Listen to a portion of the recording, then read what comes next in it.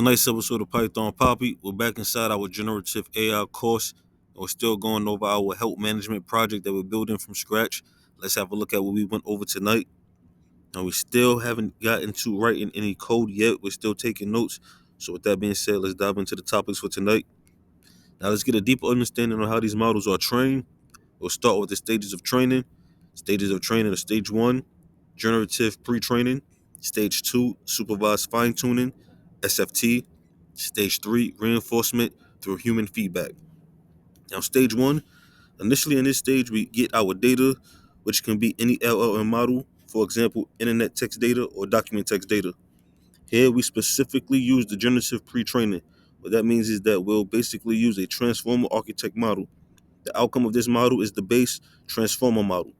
The base transformer model is basically whatever transformer we trained on. That model then gets connected to the supervised fine-tuning, SFT, as you can see here in stage 2. Let me move down a little bit 1 second.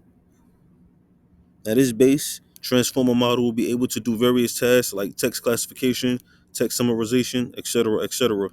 Now when we look at stage 2, what we are specifically going to do, we're going to use human trainers also. So stage 2 is where we're going to add our human trainers. So we can start our supervised fine-tuning, which is like a safety training. So the model isn't just training on its own, it's supervised by the human, actually entering input and starting conversations to gauge the model's abilities and performance. So that's stage 2 right there, supervised fine-tuning.